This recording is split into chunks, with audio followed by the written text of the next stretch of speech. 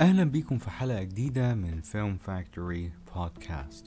موضوع الحلقة دي هنتكلم فيه عن ظاهرة هي ممكن تبقى بالنسبة للبعض جديدة، ولكن بالنسبة للبعض التاني لو هيبقى على علم بالموضوع ده يعني قديم شوية، ولكنه في تزايد النهاردة. أنا بقى بتكلم في إيه؟ أنا بقى بتكلم بالنسبة المرة دي لحبايبنا الممثلين، الناس اللي نفسها تشق طريقها. طبعا الجملة المعتادة اللي لو سمعتها تنصح بيها اي ممثل يروح فين من ضمن الحاجات؟ يروح مكتب كاستنج. فهنتكلم بقى مش على ده، بقى هنتكلم في حاجة ظهرت من قلب فكرة مكتب الكاستنج ده، وهو ايه؟ الاونلاين كاستنج او الديجيتال كاستنج. عايزين بقى نعرف الحكاية دي كده هي عبارة عن ايه بالظبط. هي فكرتها عبارة عن ايه؟ مكتب الكاستنج انت كنت بتعمل ايه؟ انت بتروح المكتب، تمام، بتعمل الاوديشن بتاعك، بتتصور فيديو، بتقول لهم على اسمك وسنك وطولك ووزنك ورقم التليفون، وبتديهم كده حركة يمين حركة شمال اللي هي البروفيل. وممكن مثلا منهم يطلب منك تعمل رياكشنات معينة، اللي هو انت فرحان بتبقى عامل ازاي، وانت زعلان وانت زعلان بتبقى عامل ازاي، وانت متفائل كده، فاهم؟ وبتروح وممكن مثلا تلاقي 100 مليون واحد في المكتب مستني دوره يخش اوضة الاوديشن عشان يصور، يتعمل له اوديشن تيب اللي او الجنرال كاستنج تيب. وطبعا بتقعد، وبعد كده يجي لك بقى لما يجي حاجة مطابقة للمواصفات اللي هما بيدوروا عليها مثلا، ولقوك ان انت واحد من المواصفات دي، يقول لك تعالى فتعمل الاوديشن بقى، الاوديشن تيب المخصوصة للبروجكت ده. الاونلاين كاستنج بقى غير كل ده. انت بتعمل ايه؟ انت مش محتاج انك تنزل من بيتك اصلا، انت ممكن تعمل الموضوع اي حتة فيها نت، في اي حتة فيها نت تعمل ده. انت بتعمل لنفسك اكاونت، بتعمل بروفايل اللي انت بتحط فيه نفس البيانات اللي انت بتروح تقولها المكتب الكاستنج، بتعمل لنفسك فيديو بتقدم فيه نفسك وبتوري نفسك وبتوري شكلك عامة وطولك وكده. وممكن تعمل نفس الحاجات اللي كانت بتعملها في المكتب الكاستنج، لو تقف وتدي بصة يمين وبصة شمال وبصة للكاميرا. ومثلا يعني اللي هيشوفك من اللي هم اللي بيدوروا على الممثلين هيشوف، هيعدي كده على البروفايل بتاعك ويشوف الحاجات دي كلها. وفي حاجة كمان، هي طبعا مش إجبارية، ولكن هي حاجة اختيارية. انت في مكتب الكاستنج في العادي بتتسأل لو انت ليك سابقة أعمال، يعني طلعت في إعلان، طلعت في مسلسل، طلعت في فيلم، طلعت في فيديو كليب أو فيلم تسجيلي. لو الفيلم التسجيلي ده بيبقى فيه مشاهد تمثيل، فانت في موقع الكاستنج بيقولك ايه؟ لو انت عندك ارفع شو ريل في الموقع ده. شكل أو فكرة المواقع دي بتكون عاملة كده. طيب خلونا بقى كده نعود إلى تاريخ بدايتها. ابتدت ازاي؟ الحكاية ابتدت من النص التاني من التسعينات، يعني ما بين 95 لحد 99 كده، لما كان النت بقى خلاص بقى لعامة الناس، مفتوح لعامة الناس على مستوى العالم. ابتدت تظهر فكرة المواقع الكاستنج دي، ولكنها كانت قليلة جدا في الأول، في البداية خالص. ما كانش في مواقع كتير من الكاتيجوري ده. اللي حصل بعد كده في 2008، انه من 2008 كانت بداية الانتشار الرهيب لتلك المواقع. بعد ما كان مثلا في عدد مواقع يتعدى على صوابع الايد، من 2008 وما بعدها المواقع اللي من النوعية دي او مواقع الكاستنج، يعني عشان بس ابقى محدد اكتر، زادت بشكل كبير جدا لغاية النهاردة. طيب ايه حكاية بقى 2008 حصل فيها ايه بالظبط؟ انا بقى هقولك. في امريكا في هيئة اسمها SAG.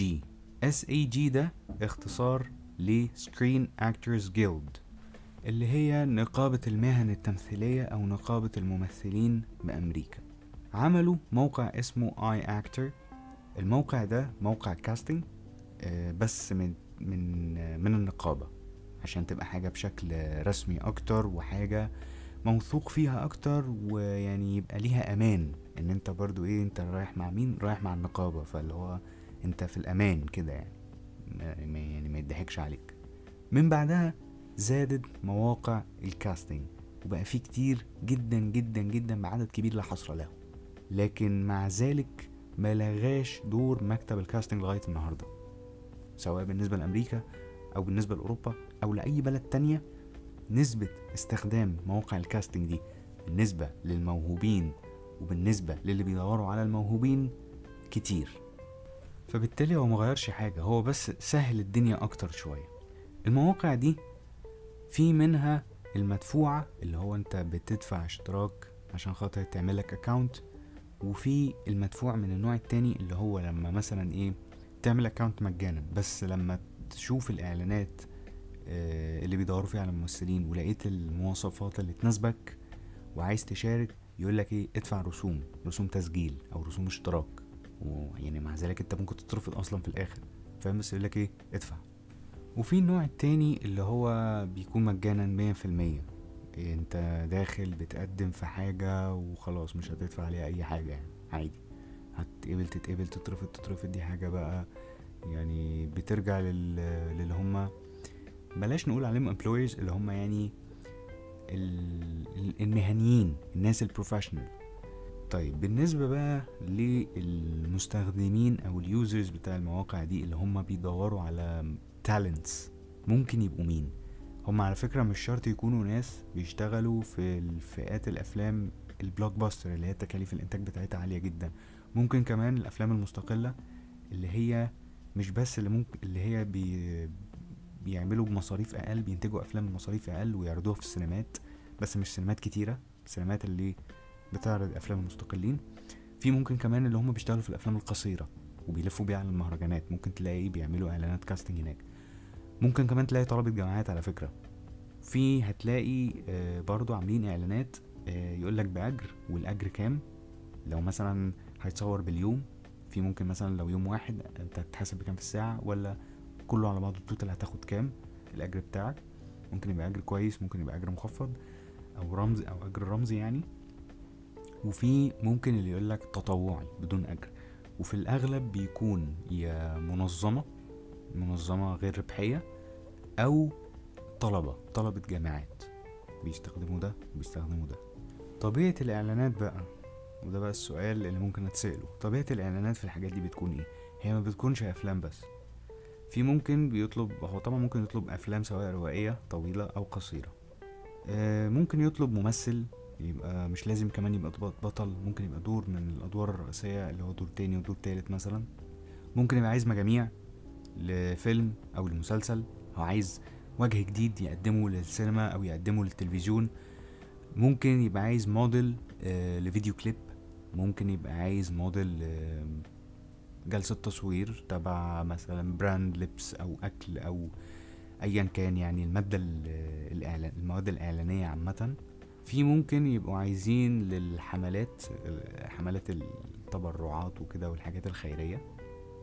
في برضو ممكن يبقوا عايزين كمان فويس اوفر ارتست كده، او شخص عامة عنده التالنت في الفويس اوفر بشكل عام، عايزينه في اعلان ما، او عايزينه في فيلم يعمل دور ناريتر، او في فيلم تسجيلي يبقى الناريتر بتاع الفيلم.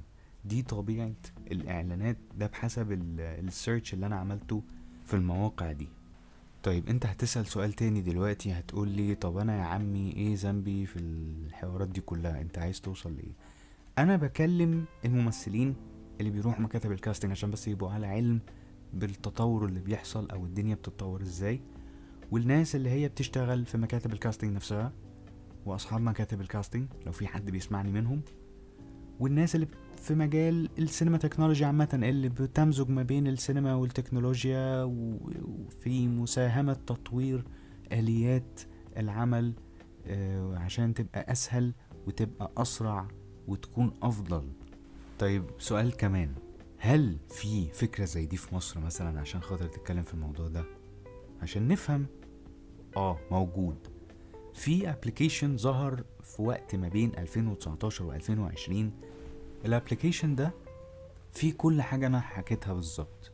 انت لو مثلا ممثل ومتدور على فرصة انك انت تشتغل في اي حاجة ليها علاقة بالتمثيل، موجود. بتعمل بروفايل، بتعمل لنفسك بيانات، وبتعمل لنفسك سي في كامل في قلب الابليكيشن ده. وفي طبعا بالنسبة للمهنيين يعملوا اكاونتس في الابليكيشن ده عشان خاطر ان هم يشوفوا الناس الموهوبة. اما بقى بالنسبة لتفاصيل اكتر عن الابليكيشن ده، حدود اللي انا اعرفه بالظبط، يعني انا ما اعرفش اكتر من كده بصراحة يعني. بس طبعا يعني اللي عارف اسم الابليكيشن وعارف مين انا قصدي على مين، ممكن هو يشوف يطلع عليه ويشوفه يعني عامة. بس كده.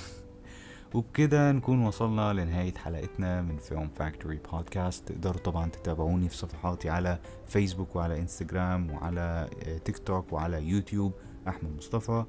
أنا بشكركم شكرا جزيلا، ونتقابل إن شاء الله في حلقة جديدة وموضوع جديد من فيلم فاكتوري بودكاست.